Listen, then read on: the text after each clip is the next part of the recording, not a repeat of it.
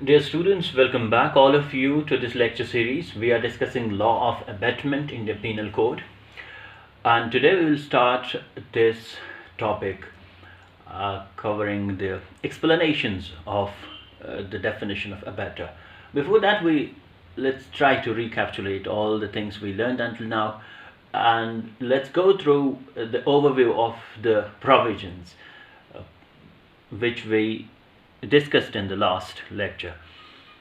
ये जो पार्ट है चैप्टर 5 अबेटमेंट का 107 से 120 तक, इसमें हमने प्रोविजंस को 3 तरह के प्रोविजंस में तकसीम किया, डिवाइड किया। हमने आपसे पहले कहा ये टेक्सचुअल या किसी ऑथर का ऑब्जर्वेशन नहीं है, ये हमने खुद से ऐसा समझने की कोशिश की है, बट इट्स मोर और लेस रिलेवेंट। आप इसे बेटर फॉर्म में भी पा सकते हैं। हमने आपसे कहा कि इसमें 3 तरह के प्रोविजंस हैं इस पूरे पार्ट में अबेटमेंट में। एक तो है डेफिनेशन के नेचर के, जो किसी ऑफेंस को या किसी टर्म को डिफाइन करते हैं। तो डेफिनेशन के नेचर के प्रोविजंस जो हैं वो 2 हैं, 107 एंड 108। 107 डिफाइन करता है अबेटमेंट को। रादर अगर हम मोर प्रैक्टिकल हो जाएं तो अबेटमेंट इंडियन पीनल कोड में कहीं डिफाइन नहीं है। तो 107 defines actually modes of abetment. Abetment किन तरीकों से हो सकती है और 3 फॉर्म्स को ये रिकॉग्नाइज करता है, वो अभी हम जाएंगे। इसको हमने पिछली क्लास में डिस्कस किया था।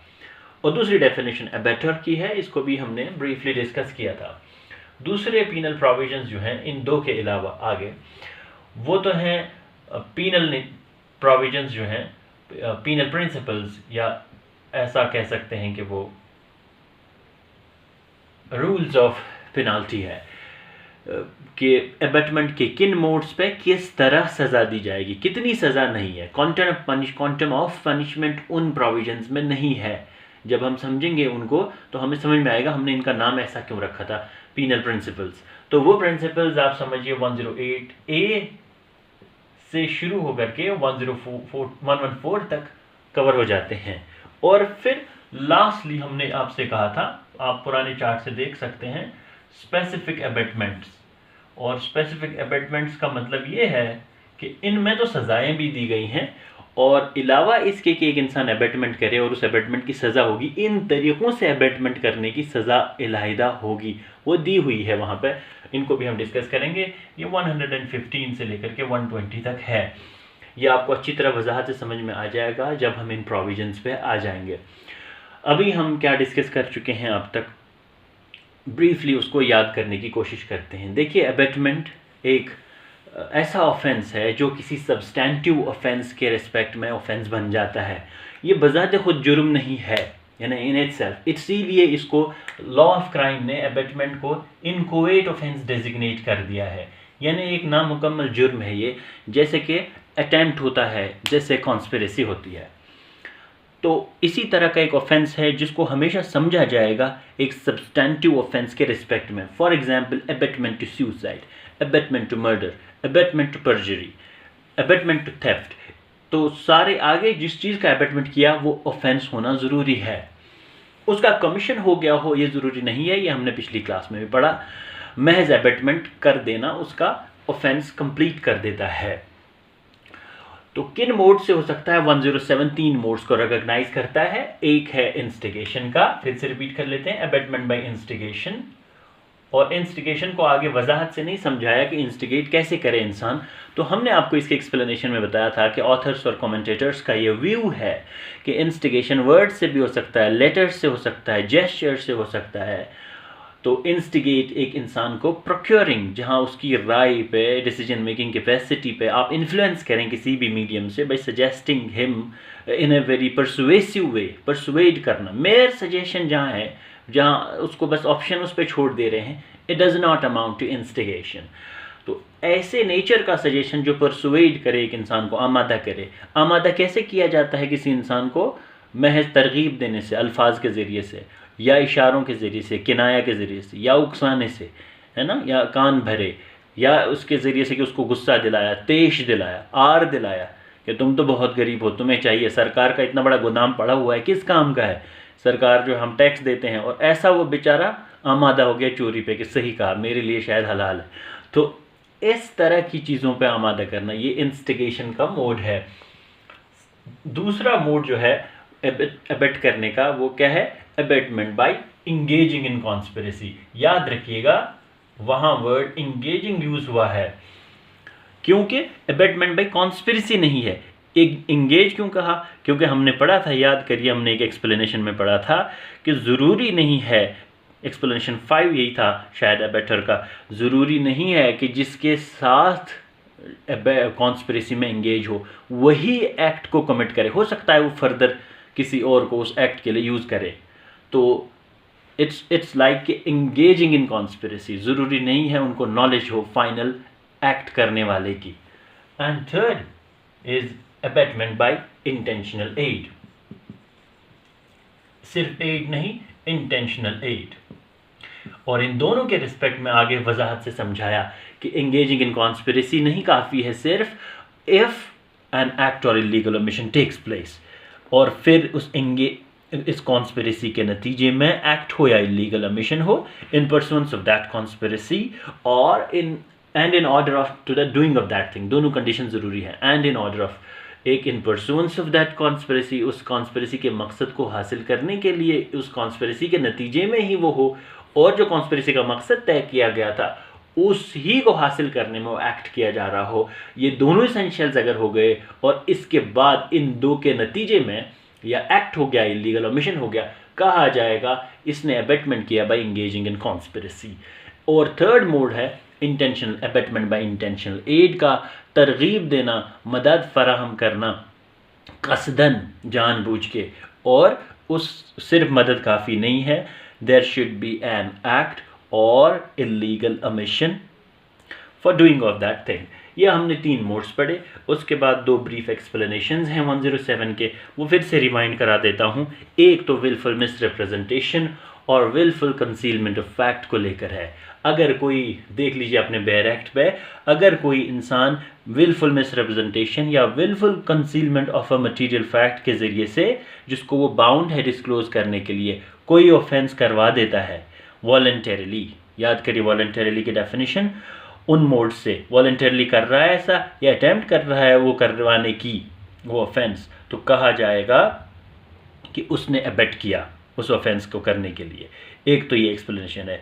और दूसरा अबेटमेंट बाय इंटेंशन एड को लेकर के है कि एड जो है either to the prior the commission of the act हो सकता है या फिर during the commission of the act, not after the commission of the act. तो वो एड से मुराद वो है इस लॉ के अंदर जो एड फराहम किया गया either prior to the commission of the act और at the time of the commission of the act. तो ये 3 तरीके हैं अबेटमेंट करने के। फिर अबेटर किसे कहा जाएगा, इसको 108 ने डिफाइन किया, और हम समझ रहे थे कि 108 ने एक स्पेसिफिक क्लॉज को जोड़ दिया इसमें कि अबेटर वो इंसान है जो किसी को आमादा करे, उकसाए कोई जुर्म करने के लिए। A person abets an offense, और या फिर who abets either the commission of an offense or the commission of an act which would be an offense if committed by a person capable by law of committing an offense with the same intention or knowledge as that of the abetter। यानी कि कानून ऐसे cases में जहां एक इंसान capable नहीं है ऑफेंस करने के लिए, तो सिंस उसका एक्ट ऑफेंस ही नहीं कहलाएगा, कानून मानेगा कि उसको जो इंटेंशन और नॉलेज की कमी थी उसको एट्रीब्यूट अगर कर दिया जाता, वही इंटेंशन और नॉलेज जो अबेटर के पास था, जो उस पर्सन के पास था जिसने अबेटमेंट कॉज किया, तो ये एट्रीब्यूट करने से अगर उसका एक्ट ऑफेंस बन जाता, तो इस इंसान को जिसने इसके लिए आमादा किया, इसको उस केस में भी अबेटर कहा जाएगा। Now there are 5 explanations जिनको समझना बहुत ज़रूरी है, और ये 5 explanations हम पहले मेंशन कर चुके हैं वन बाय वन ब्रीफली। आज थोड़ा इनको इलेबोरेटेड वे में डिस्कस कर लेते हैं। और दूसरा, मैं आपसे ये चाहूँगा कि इनको इतनी बार आप पढ़ें और समझने की कोशिश करें कि ये आपके जहन में नस्ब हो जाएं। ये 5 एक्सप्लेनेशंस, लॉ इसका कोर लॉ है अबेटमेंट का, पूरी दुनिया में ऐसा ही प्रिंसिपल्स जो है वो रिकग्नाइज़ किए गए हैं अबेटमेंट के लॉ को लेकर के, इसलिए इन एक्सप्लेनेशंस को फिंगर टिप्स पे याद रखने की और समझने की ज़रूरत है। पहला एक्सप्लेनेशन जो प्रोवाइड करता है वो ये कहता है कि इलीगल ओमिशन अगर किसी एक्ट का हो गया, सपोज एक इंसान ने अबेटमेंट किया इलीगल ओमिशन के ज़रिए से, और जिससे ओमिशन करवाया वो तो बाउंड था, लेकिन खुद ये बाउंड नहीं था। अब चूंकि खुद ये बाउंड नहीं था तो इस पे वैक्यूम क्रिएट हो गया कि ये तो ओमिशन उसने किया, इसने क्या किया, तो इस पे प्रिंसिपल क्रिएट कर दिया कि इवन दो वो बाउंड नहीं था, इलीगल ओमिशन ऐसे एक्ट का जिस पे वो खुद बाउंड नहीं था, वो भी अबेटमेंट कहलाएगा। The abetment of an illegal omission of an act may amount to an offense, although the abettor may not himself be bound to do that act। मैंने इसकी मिसाल दे दी थी कि हॉस्पिटल में किसी से कोई ऑफेंस करवाया और जो नेग्लिजेंस या इलीगल ओमिशन के ज़रिए से ऑफेंस हो गया, लेकिन ये अबेटर तो बाउंड नहीं है, लेकिन वो फिर भी अबेटर कहलाएगा। तो नंबर 1 जो है ये ओमिशन से रिलेटेड है। इसको हम वर्ड ओमिशन से रिप्रेजेंट करें ताकि आपको याद रखना आसान हो जाए कि abetment of an illegal omission में amount to an offence although the abettor may not himself be bound to do that act. तो पहली चीज़ ये है कि इलीगल ओमिशन, मिसाल के तौर पर कि एक गार्ड है और उसको ड्यूटी करने की जिम्मेदारी है किसी बिल्डिंग में, और कोई आया और उसको उकसा करके कहा तुम कहीं चले जाओ, और उससे या कहीं उसे धोखे से भेज दिया, ज़रूरी नहीं है कि कॉन्स्पायर किया उसके साथ, भेज दिया उसको धोखे से, और उतनी देर में चोरी फैसिलिटेट करवाई, there was a theft. Although उसका एक्ट ओमिशन है और omission in respect of him only is the offence, क्योंकि वो उतनी देर में ड्यूटी से गैर हाजिर रहा, लेकिन ये पर्सन जिसने ये किया वो तब भी अबेटर कहलाएगा। तो पहला तो ये है। नंबर 2, दूसरा जो एक्सप्लेनेशन है, it is related to the effect. ये बड़ा ख़तरनाक एक्सप्लेनेशन है। मैंने बताया था आपको कि इसमें इफेक्ट होना ज़रूरी नहीं है, या ज़रूरी नहीं है कि दैट द एक्ट जिसका अबेटमेंट हो it should take place, that the offence of abetment for the defence of abetment the act abetted must necessarily not take place, या जो इफ़ेक्ट उस ऑफेंस को करने के लिए दरकार है वो हो। इसको अभी हम बेयर प्रोविजन के जरिए इस रीडिंग से समझ लेते हैं।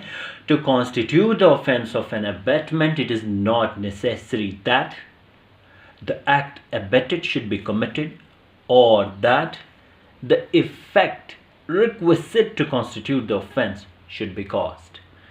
ज़रूरी नहीं है कि वो इफेक्ट कॉज हो या एक्ट कमिट किया जाएगा। Act should be committed, not necessary, ये दोनों ज़रूरी नहीं है।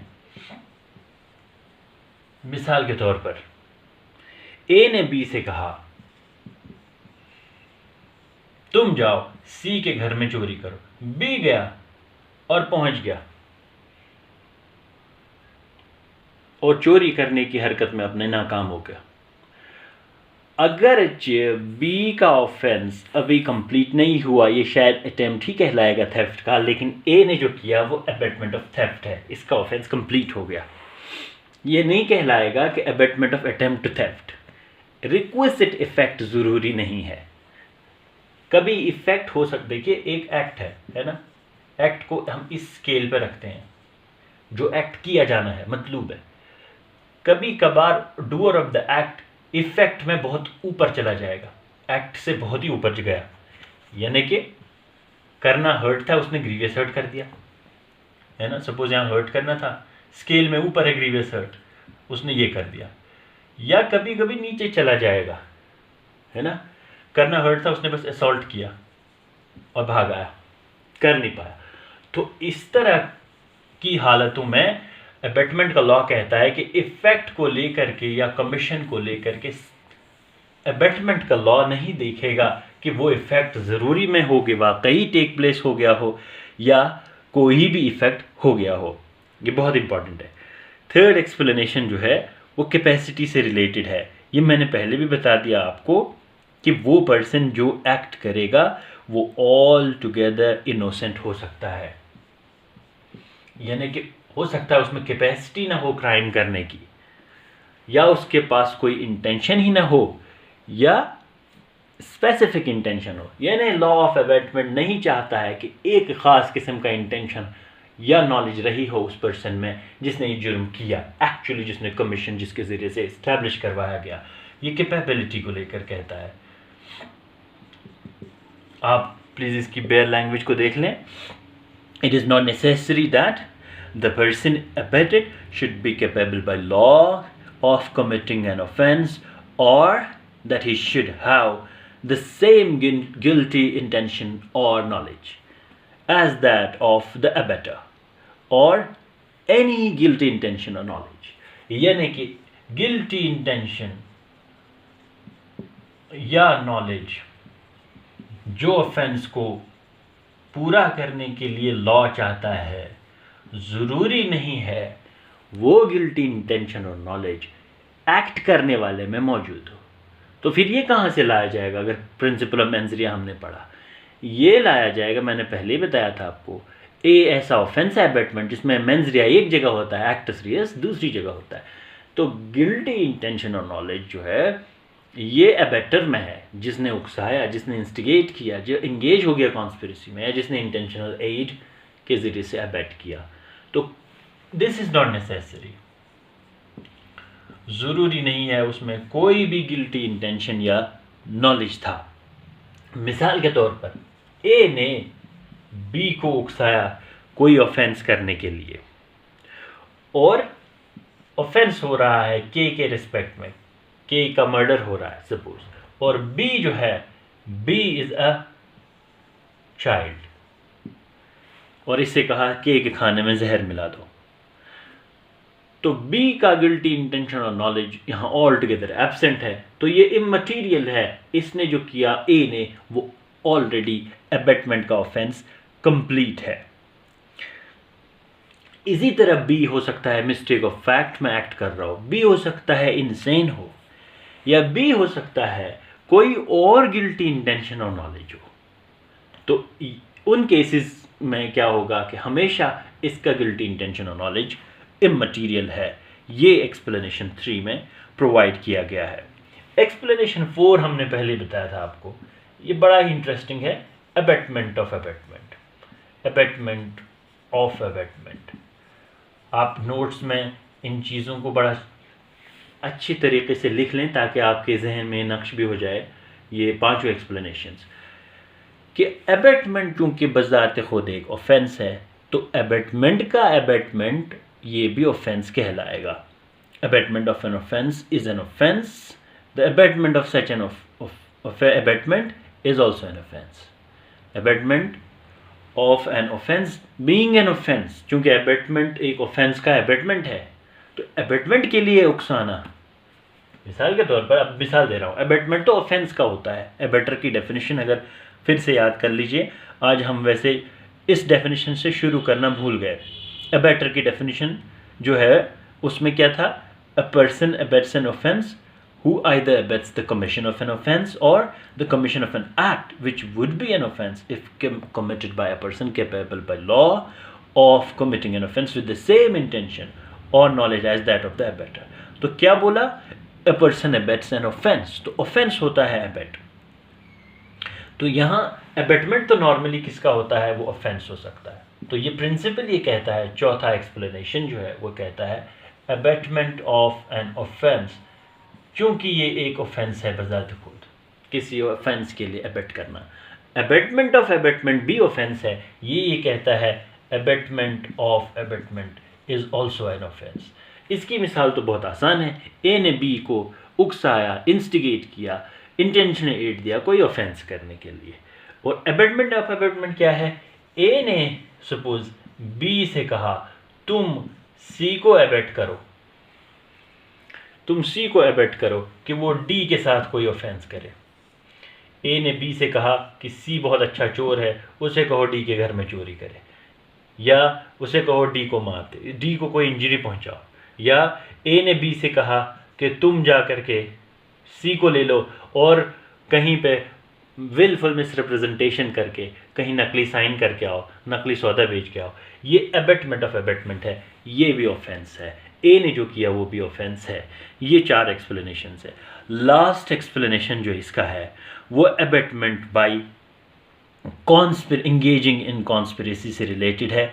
ये हम पहले डिस्कस कर चुके हैं कि abetment by engaging in conspiracy के लिए ज़रूरी नहीं है कि जो ultimate doer of the act है उसकी नॉलेज हो अबेटर को।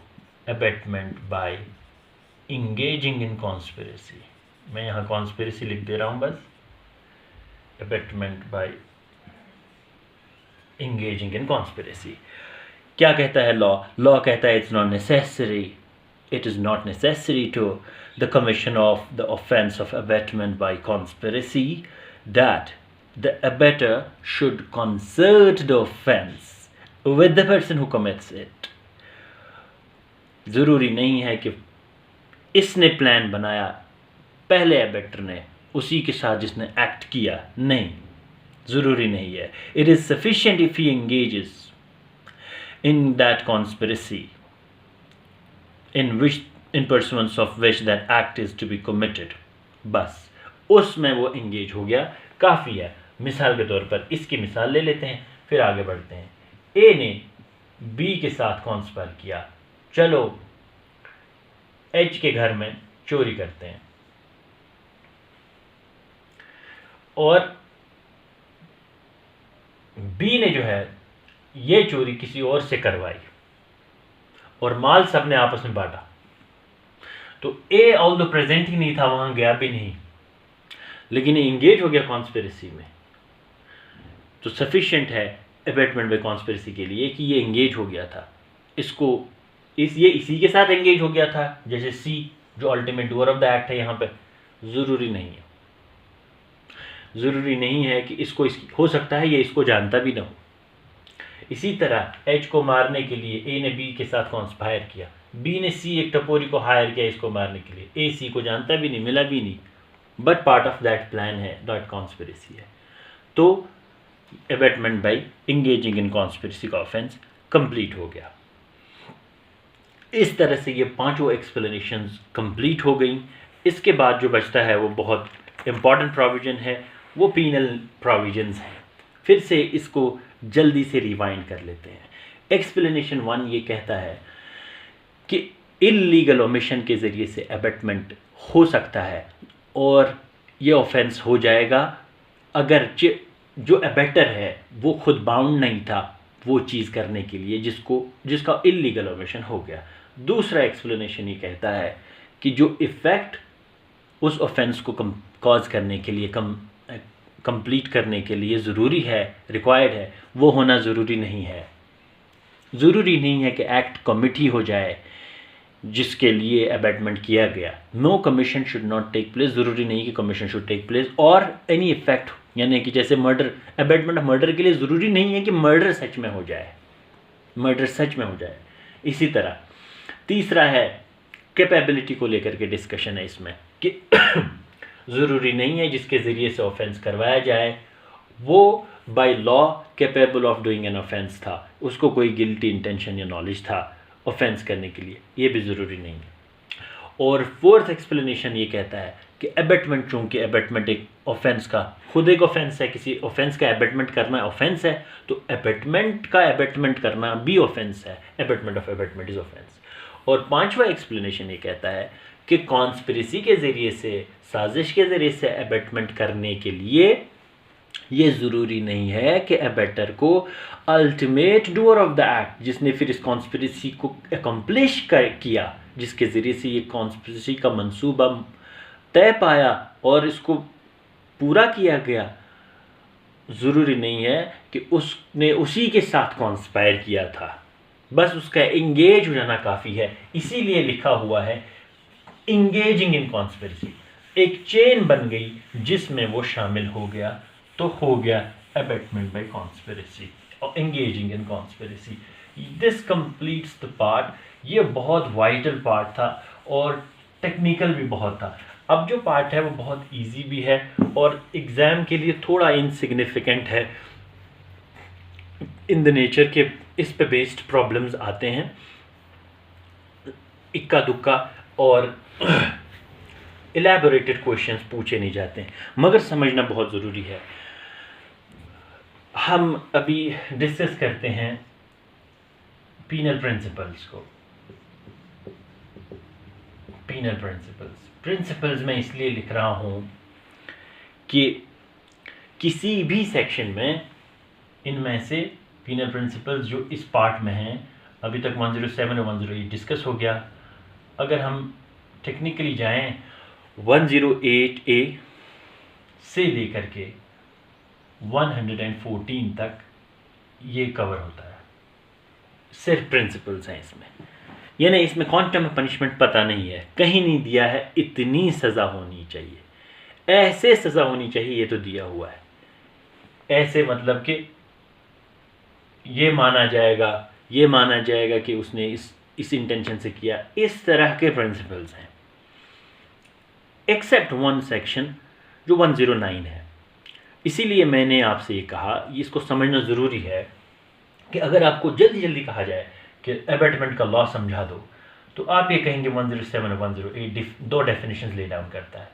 ये कहता है एबेटमेंट 3 मोड से होता है, ये एबेटर को डिफाइन करता है, और 109 में उसकी पनिशमेंट है। बस सारा लॉ ऑफ एबेटमेंट इस ट्रायंगल से कंप्लीट हो जाता है, बस तकरीबन। और यही नोट्स मेकिंग में इसका ख्याल रखना है कि इन 3 सेक्शंस पे हमेशा फोकस रहे। इसलिए मैंने याद करिए, आप जब चार्ट बनाया था सेक्शन 109 को दोनों में शामिल किया था, इनमें भी पीनल प्रिंसिपल्स में भी, और लास्ट में स्पेसिफिक एबेटमेंट्स वाले प्रोविजंस में जो 115 से लेकर 120 तक है उनमें भी शामिल किया था। तो मैंने इसलिए कहा था ये कॉमन है, क्योंकि अभी हम समझेंगे उसका रीज़न क्या है। 108A से हम स्टार्ट करते हैं। 108A, तो पहले यहीं से स्टार्ट किया जाए। 108A, क्योंकि ए लेटर से ही लगता है कि ये अमेंडमेंट से आया होगा। अब ये इम्पॉर्टेंट इतना है नहीं, इसमें ये कहा गया है, इसको रिकॉग्नाइज किया है कि एबेटमेंट इन इंडिया, अगर इंडिया के अंदर एबेटमेंट, इंडिया में कोई इंडिया का इंसान इंडिया में रहकर किसी ने एबेटमेंट किया एक ऐसे ऑफेंस का, लेकिन जो जिसका कमीशन इंडिया से बाहर हो गया, एबेटमेंट तो यहाँ किया, कमीशन कहीं और हो गया बाहर, तो क्या होगा? तो ये ऐसे प्रिंसिपल को रिकॉग्नाइज करता है, जिसको अक्सर ऐसे प्रोविजंस को एक्स्ट्रा टेरिटोरियल ऑपरेशन भी कहते हैं।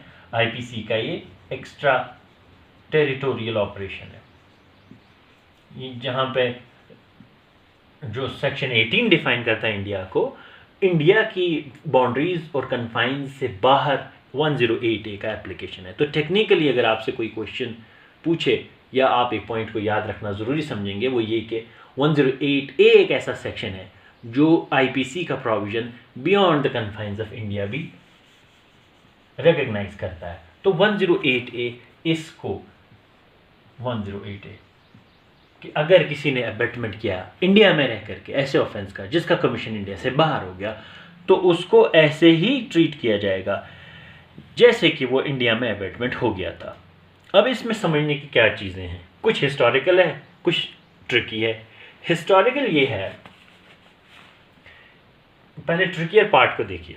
ट्रिकी पार्ट ये है कि इसका जो इलस्ट्रेशन है वो थोड़ा मिसलीडिंग है, इसलिए प्लीज़ आप इसमें थोड़ा माइंड को अपने लूज मत करिएगा। इलस्ट्रेशन में दिया हुआ है इसके कि इंडिया में रह करके ए ने अबेट किया एक फॉरेनर को गोवा में कि वो मर्डर करे, गोवा का जिक्र है, और फिर ये कहा गया है कि साहब अबेटमेंट हो गया, हालांकि प्रोविजन कहता है इंडिया से बाहर। तो इसका रीज़न हिस्टोरिकल है। तो लास्ट ईयर इसलिए इसको समझा रहा हूँ, लास्ट ईयर एग्ज़ाम में ये आ गया था, गोवा की जगह नेपाल सब्सटीट्यूट कर दिया था, बच्चे बहुत कंफ्यूज हो गए, और जबकि वही इलस्ट्रेशन सही था। नेपाल चूँकि इंडिया से बाहर है और गोवा इंडिया के अंदर है। चूँकि ये जो प्रोविज़न है 108A, ये अंग्रेज़ों ने 1898 में लाया अमेंडमेंट के ज़रिए से, और उस वक्त इंडिया वर्ड यूज़ नहीं होता था, ब्रिटिश इंडिया कहते थे, वर्ड यूज़ होता था ब्रिटिश इंडिया। तो अगर आप देखेंगे उन्होंने इसको ब्रिटिश इंडिया कहा, abetment of offences outside British India. तो ब्रिटिश इंडिया जो वर्ड है इसको सब्स्टिट्यूट किया फर्दर। अगर आप बेयर एक्ट में देखेंगे मुझे लगता है 1951 का अमेंडमेंट है शायद वो, जिसमें ब्रिटिश इंडिया को सब्स्टिट्यूट करके इंडिया कर दिया आफ्टर द इंडिपेंडेंस। अब गोवा के साथ ट्रेजेडी ये है कि ये 1961 में इंडिया की टेरिटरी का पार्ट बना, तो ये इलस्ट्रेशन रिटेन हो गया आज तक। ये एक ड्राफ्टिंग फ्लॉ है, इसको रेक्टिफाई हो जाना चाहिए। ये कंफ्यूजिंग भी है बच्चों के लिए।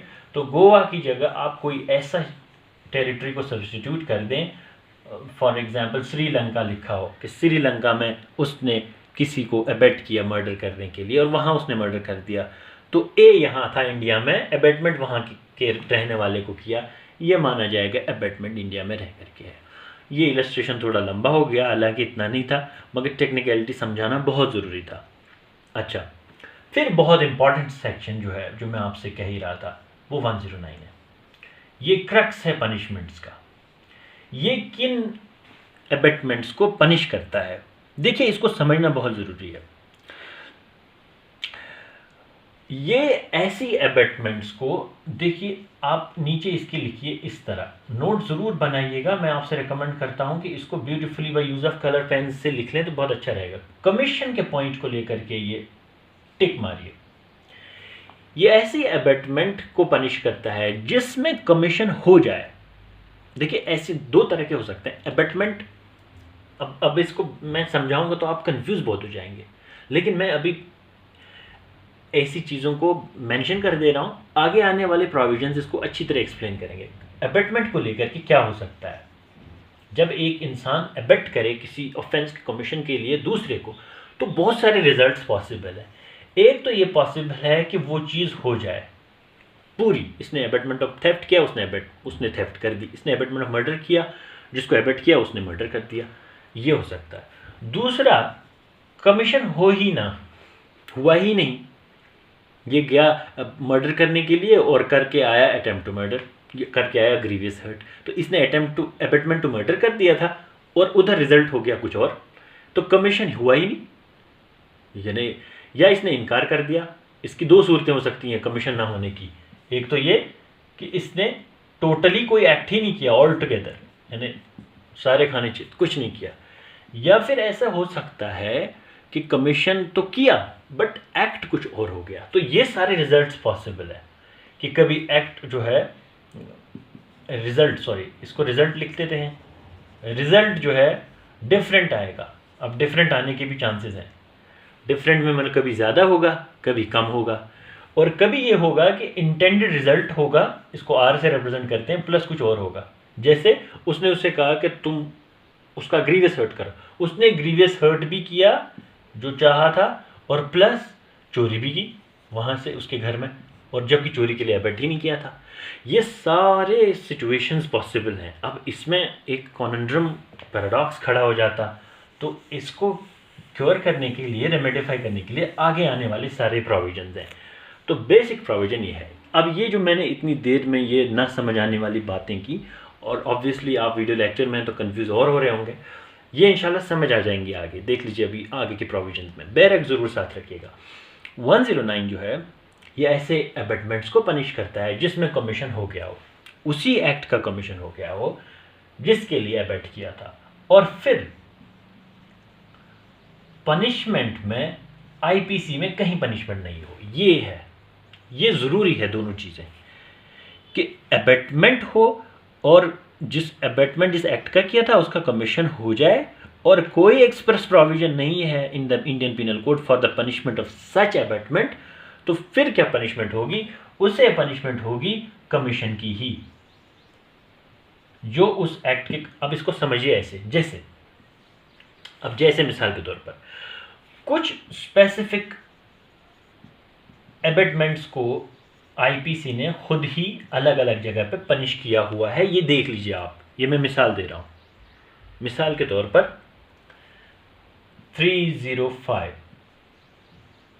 305 में abetment of suicide by insane और माइनर है प्रोबेबली, मुझे I don't know, my memory is bit bleak on this point, but मुझे ऐसा याद आ रहा है 305 में यही है, abetment of suicide by a minor और इंसेन, इंसेन या माइनर को उकसाया सुसाइड करने के लिए, वहीं उसकी पनिशमेंट भी दी हुई है। तो पनिशमेंट तो उसकी वहीं पे दी जाएगी, जो वहाँ दी हुई है वही होगी, फिर 109 को नहीं इन्वोक किया जाएगा।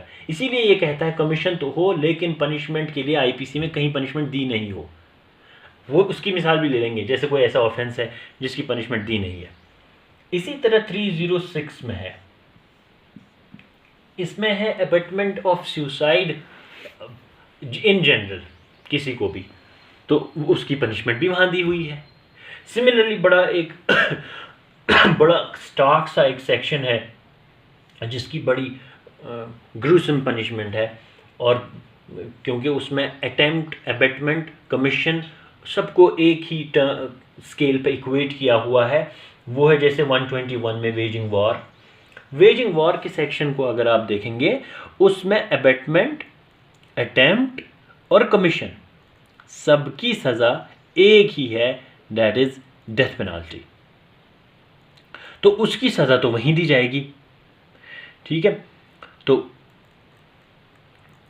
ये तो वो सेक्शंस हो गए जिनमें पनिशमेंट दी हुई है आईपीसी में। इसीलिए ये कहा है कि कमीशन हो गया एक्ट का, लेकिन आईपीसी में पनिशमेंट का कहीं जिक्र नहीं है। जैसे आप 121 में देखेंगे कि whoever wages war against India or attempts to wage such war or abets the waging of such war shall be punished with death।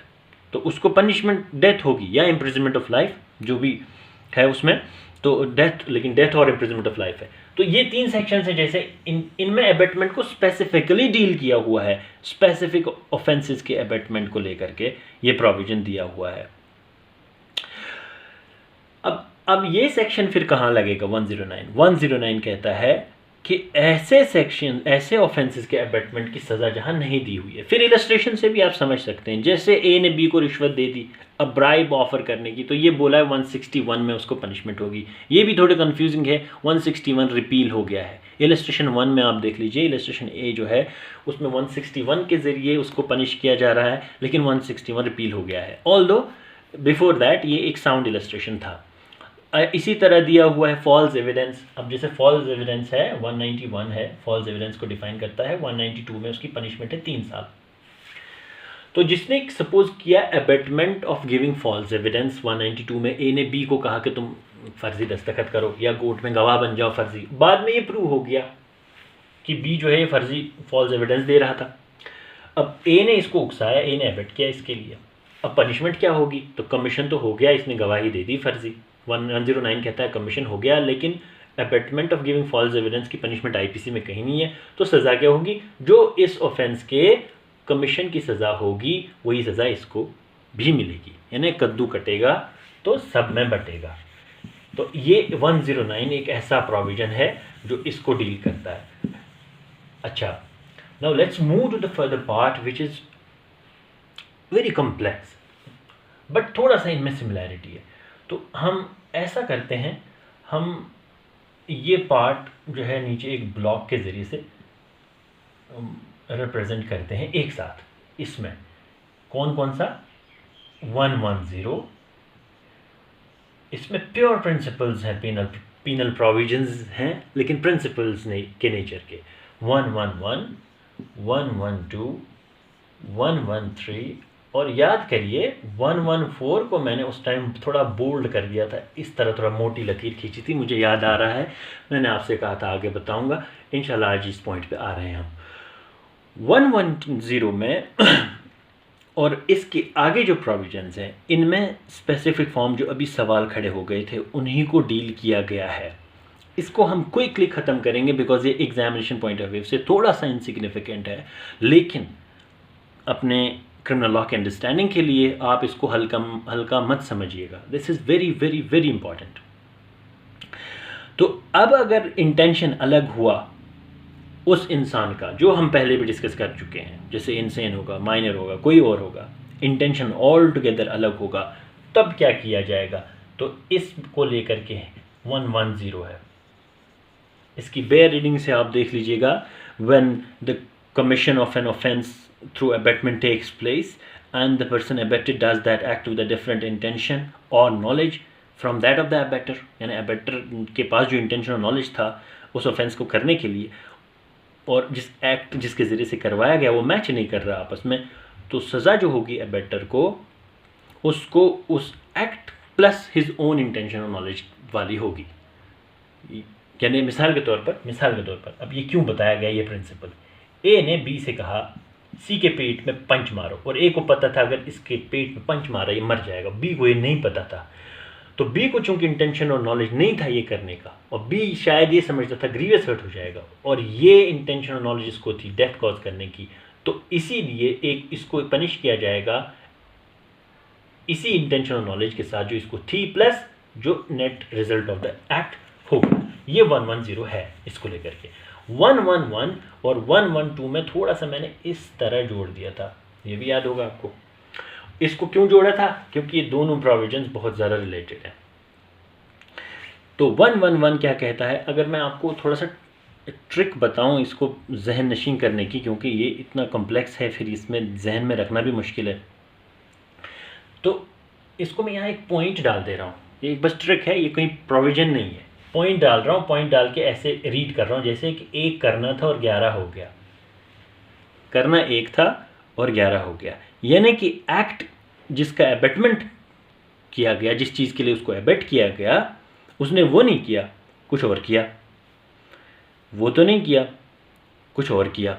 हाँ, मिसाल के तौर पर ए ने बी से कहा कि सी को जाके मार के आओ, बी सी के घर गया और मारा और चोरी भी की, थेफ्ट भी की। तो क्या इस बेचारे को ए को मारने यानी जान से नहीं मारा, ग्रीवियस हर्ट किया, ग्रीवियस हर्ट और प्लस एबेटमेंट ऑफ थेफ्ट के लिए भी पनिशमेंट होगी। और चूंकि बी ने चोरी की और चोरी जो है वो उससे रिलेटेड नहीं था एबेटमेंट से, तो क्या होगा, 1 के लिए एक्ट किया और 11 हो गया, सपोज एबेट किया। तो ये ऐसे हालत में अगर इस एक्ट का जो किया यानी डिफरेंट किया कोई act, if it was a probable consequence of such an abetment, तो फिर तो सज़ा उसकी होगी। इसीलिए प्रोविजो कहता है provided that the act was a probable consequence of the abetment and was committed under the influence of such abetment, जो यानी कि through aid or instigation or through conspiracy। तो इनकी इलस्ट्रेशंस बहुत खूबसूरत दी हुई हैं। इसकी इलस्ट्रेशंस तीनों पढ़ लीजिएगा, आई थिंक 3 या 4 इलस्ट्रेशंस हैं, उन सबको पढ़ना बहुत ज़रूरी है। एक है इन माइनर को इस पे एबेट किया कि एक्स के खाने में जहर मिला दो, वाई वहीं पास खड़ा था, बच्चे ने जाकर के एक्स के बजाय वाई के खाने में जहर मिला दिया, क्योंकि ये प्रोबेबल कॉन्सिक्वेंस था, तो इसलिए सज़ा वाई के डेथ कॉज करने की भी मिलेगी, यानी उसको एबेट कॉज माना जाएगा, उसने एबेटमेंट ऑफ मर्डरिंग वाई भी करवाया था, because it was a probable consequence. और सिमिलरली जैसा मैंने अभी इलस्ट्रेशन दिया, इसका इलस्ट्रेशन बी में ही आंसर है कि ए ने बी को कहा कि जेड का घर जला दो, बी गया उसके घर में आग लगा दी और वहाँ चोरी भी की। अब चूंकि चोरी करना एक इलाहिदा एक्ट था, it was not a probable consequence, तो इसलिए ए को गिल्टी नहीं माना जाएगा थेफ्ट का। इसी तरह की इलस्ट्रेशन से ये समझाया कि एक एक्ट के लिए उकसाया, दूसरा एक्ट हो गया, ये 111 में कवर होता है। 112 में कि एक के लिए उकसाया वो तो हो गया, एक और हो गया 1.1.2। ये मैं ऐसे बस ट्रिकी पार्ट है आपको ये जहन नशीं करने के लिए कि उकसाया एक एक्ट के लिए वो तो हो गया, कुछ और भी हो गया। तो फिर ऐसी हालत में क्या होगा, उसको क्यूमुलेटिव पनिशमेंट मिलेगी, यानी सज़ा सारे जराइम की मिलेगी, लेकिन this is subject to this section. यानी वो एक्ट तो हो गया, इसका तो एबेटमेंट किया ही किया था, एक एक्ट जो हो गया, जो दूसरा हो गया, ये इसीलिए इन दोनों को रिलेट किया है। ये दूसरा act must have been a probable consequence of such abetment. इसीलिए इफ द एक्ट, आप बैरक देख लीजिए please, if the act for which the abettor is liable under the last preceding section, ये वर्ड्स से शुरू होता है, ये लास्ट प्रिसीडिंग सेक्शन, यानी कि ये होना ज़रूरी है। इस दूसरे एक्ट के लिए भी आप सज़ा देना चाह रहे हैं बाय वे ऑफ एबेटमेंट उसको, तो ये ज़रूरी है कि ये प्रोबेबल कॉन्सिक्वेंस था, ये तो हो ही गया। यानी मिसाल के तौर पर अब देख लीजिए, ए ने बी से कहा, एबेट किया इसको बी को, और बी चला गया उस एबेटमेंट के नतीजे में, इसको सपोज बी को सी का ग्रीवियस हर्ट करना था, ग्रीवियस हर्ट, ठीक है, ग्रीवियस हर्ट करना था, या सी के घर में चोरी करनी थी, सपोज थेफ्ट करना था, लेकिन जाते वक्त इसने इसको हथियार दे दिए, बाय वे ऑफ वेपन्स दे दिए, और सी वहाँ थेफ्ट के साथ साथ जब उसको रोका गया उसने गोली चलाई, किसी और को इंजर करके आ गया। दिस इंजरी और कॉजिंग दिस हर्ट और grievous hurt was a probable consequence of the act. तो थेफ्ट प्लस दिस इंजरी दोनों की सज़ा मिलेगी, दोनों के एबेटमेंट की सज़ा मिलेगी। क्यूमुलेटिव पनिशमेंट की बात करता है 112। Now let's move to section 113। 113 deal करता है ऐसे एक्ट्स में जिसमें मतलब एबेट किया, अब देखिए 1, और इस बेचारे ने अपनी तरह से 1 किया लेकिन 3 हो गया। ये थोड़ा कंफ्यूजिंग लगेगा आपको, लेकिन यानी एबेट किया एक चीज के लिए और हो गई दूसरी चीज, हो गया Z। अच्छा, फिर क्या होगा? When the effect is different from the act intended, तो फिर ऐसी हालत में उसको उसी इफेक्ट के लिए लायबल बनाया जाएगा जो इफेक्ट कॉज हो गया। फिर से देख लेते हैं। When an act is abetted with the intention on part of the abetter of causing a particular effect, एक खास इफेक्ट, यानी कि जैसे उसने उसे कहा कि तुम उसका बाजू काट के आओ। अब बाजू काटना ही इंटेंशन था, which is grievous hurt in law, लेकिन बाजू कट जाने के नतीजे में खून इतना बहा कि ये मर गया। अब क्या होगा ऐसी हालत में? And an act which is committed in consequence of such an abetment causes a different effect from that intended by the abetter. Abetter is liable for the effect caused in the same manner and to the same extent as if he had abetted the act with the intention of causing that effect. लेकिन provided that he had knowledge, ये होना ज़रूरी है, इसको knowledge थी that he was likely to cause that effect। तो अगर उस effect की knowledge थी, ये ज़रूरी है कि उसने ए के लिए एबेट किया, वहाँ जेड हो गया, और उसे नॉलेज थी कि ए तो ये ट्राई करेगा जिसे मैं एबेट कर रहा हूँ, लेकिन जेड भी हो सकता है, और वहाँ जेड सच में हो गया, तो इसको सज़ा मिलेगी उसी तरह। तो देखिए इनमें सारे सेक्शंस में क्वांटम ऑफ पनिशमेंट, कितनी सज़ा, 8 साल 7 साल, कहीं नहीं जिक्र है, बस ये प्रिंसिपल्स है।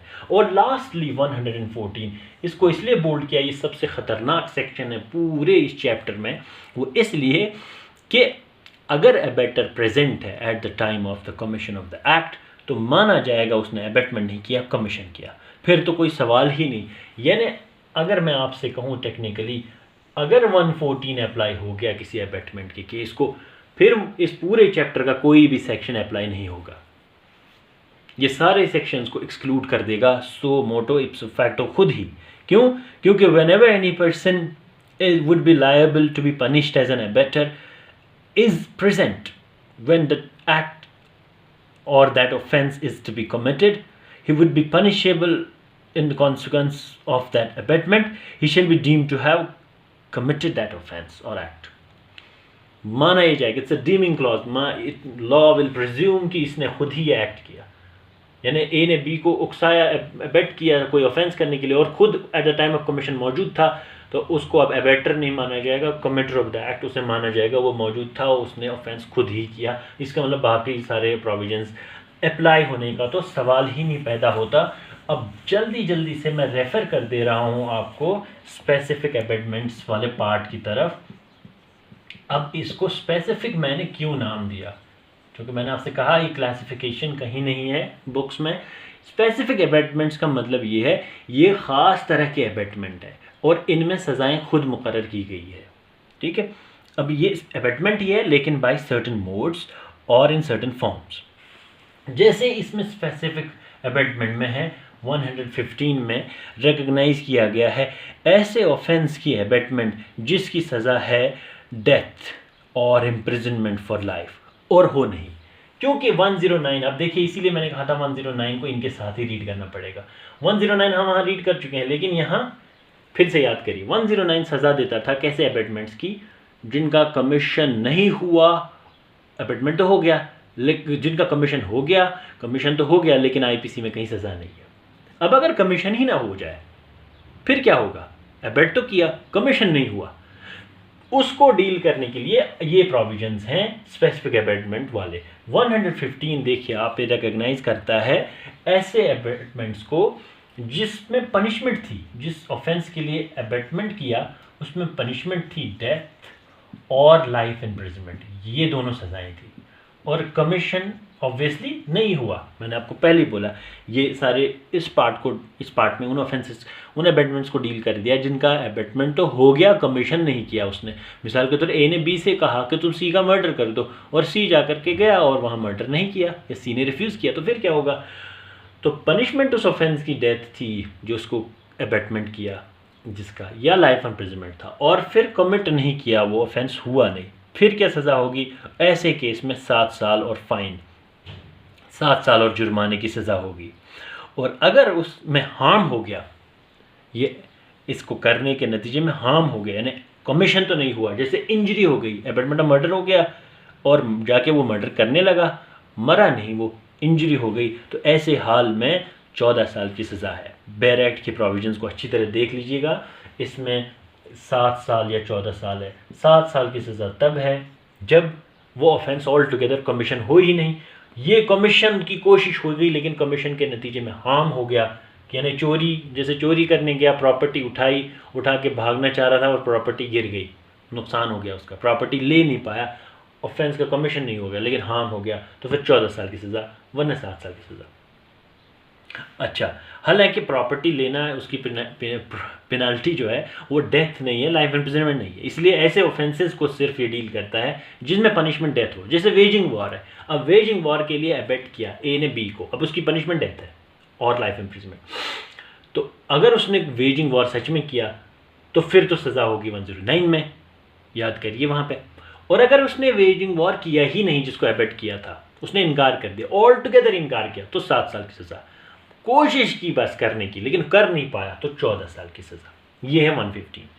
और 116 जो प्रोविजन है वो डील करता है ऐसे अबेटमेंट्स की पनिशमेंट को लेकर के जिनकी सज़ा इसके अलावा है जो अभी डिस्कस हो गया, यानी कि सिर्फ इम्प्रिजनमेंट। अब इसके लिए कितनी तरह की सज़ाएं आईपीसी मुकर्रर करता है वो मैंने पहले बताया था। 6 टाइप्स ऑफ पनिशमेंट्स हैं। सेक्शन 53 आईपीसी का जो है पनिशमेंट्स चैप्टर 2 में है, उसमें 6 तरह की सज़ाओं को रिकॉग्नाइज करता है। सबसे ऊपर है डेथ, कैपिटल पनिशमेंट से कहते हैं डेथ, और फिर लाइफ इम्प्रिजनमेंट, फिर है इम्प्रिजनमेंट, कई तरह की, सिंपल इम्प्रिजनमेंट, रिगर्स इम्प्रिजनमेंट। अब 14 साल की सज़ा, 7 साल की सज़ा, 10 साल की सज़ा, ये सारी सज़ाएँ लाइफ इम्प्रिजनमेंट नहीं है, ना डेथ पेनल्टी है, तो ये इम्प्रिजनमेंट है। तो अगर उसने ऐसा ऑफेंस का अबेटमेंट किया जिसकी पनिशमेंट इम्प्रिजनमेंट है ऑफ एनी टर्म, जैसे थेफ्ट, अभी थेफ्ट के लिए कहा, और फिर वो हुआ नहीं ऑफेंस, क्योंकि अगर कमीशन हो गया तो फिर 109 को डिलीट किया जाएगा, फिर तो 109 में उसको सज़ा मिलेगी। लेकिन अबेट करने के बाद जिस ऑफेंस का अबेटमेंट किया उसकी पनिशमेंट थी जस्ट इम्प्रिजनमेंट, और कमीशन के लेकर को वो कमीशन कमीशन हुआ नहीं उस ऑफेंस का, तो फिर उसकी सज़ा क्या होगी? ये बहुत ही फनी प्रोविजन है, उसकी सज़ा होगी 1/4, और अगर वो पब्लिक सर्वेंट है तो सज़ा होगी 1/2, यानी 1/4 of the longest term, 1/4 of the longest term, यानी जैसे 20 साल की सज़ा है उस ऑफेंस के कमीशन की, 20 साल सज़ा है, ए ने बी को ऐसे ऑफेंस के लिए अबेट किया जिसकी सज़ा 20 साल है और कमीशन हुआ ही नहीं, अब ए को क्या सज़ा मिलेगी? ए को मिलेगी 1/4 यानी 5 साल सज़ा। और अगर वो पब्लिक सर्वेंट है, in case of public servant, फिर हाफ मिलेगी of the longest term. Public servant ने कोई ऑफेंस नहीं, यानी उस ऑफेंस का बचाना, उस ऑफेंस का ना होने देना उसकी ड्यूटी थी, तो फिर हाफ उसकी पनिशमेंट उसको मिल जाएगी। ठीक है, तो ये हो गया। फिर इसके आगे, ये तो ख़त्म हो गया ना 15 और 16। अब 117 में अगर 10 या 10 से ज़्यादा, देखिए ये एक स्पेसिफिक अबेटमेंट है, जिस चीज़ का अबेटमेंट किया ऑफेंस का उसकी सज़ा तो मिलेगी ही मिलेगी, ये एक अलग से बज़ाते खुद एक जुर्म है। 10 या 10 से ज़्यादा लोगों को किसी ऑफेंस के लिए अबेट करना बज़ाते खुद एक ऑफेंस है, तो उसमें 3 साल की सज़ा अलग से मिलेगी। ये है 3 साल की सज़ा, 3 years। जनरल पब्लिक को या 10 से ज़्यादा लोगों को ऑफेंस के लिए उकसाना, ये है। फिर लास्ट में 3 प्रोविजंस, वो आप खुद देख लीजिएगा। देखिए इसलिए इन तीनों को मैं अलग कर रहा हूँ, है तो स्पेसिफिक अबेटमेंट का पार्ट, लेकिन इन तीनों को इसलिए अलग कर रहा हूँ कि ये कंसीलमेंट से रिलेटेड है।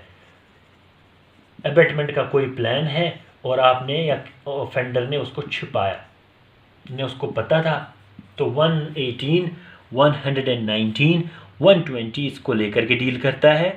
अब 118 है ऑब्वियसली ऐसे कंसीलिंग द डिज़ाइन, ऐसे प्लान को, ऐसे डिज़ाइन को छिपाना ऑफ एन अबेटमेंट, जिसकी पनिशमेंट, जिस ऑफेंस की अबेटमेंट का प्लान छिपाया आपने, उसकी पनिशमेंट डेथ है या लाइफ इम्प्रिजनमेंट है, तो 118 है। और अगर उसकी पनिशमेंट जो है कोई और है तो 120 में डील होगा वो, ठीक है। और पब्लिक सर्वेंट का स्पेसिफिक लॉ केस 119 में डील किया गया है। इस तरह से ये अबेटमेंट का पार्ट आज अल्हम्दुलिल्लाह कंप्लीट हो जाता है। आप प्लीज़, लेक्चर थोड़ा लंबा हो गया, इसको 1 सिटिंग में सुनना थोड़ा मुश्किल है। आई वुड एडवाइज़ यू कि आप लेक्चर को बार बार सुने और थोड़ा पोर्शन भी सुने, किसी भी हाल में सुने, चलते फिरते सुने, खाना रोटियां बनाते हुए सुने, लेकिन सुना करें और डाउनलोड पर डाल दें और नोट्स भी बनाएं एक सिटिंग में और अपने पास रखें। कोई कन्फ्यूजन हो उसकी क्लैरिटी के लिए प्लीज़ मुझे अप्रोच करें, फ़ील फ्री, आप घबराएं नहीं, इंशाल्लाह हम जल्द इसको रैप अप कर लेंगे। Thank you for your patience, have a nice time.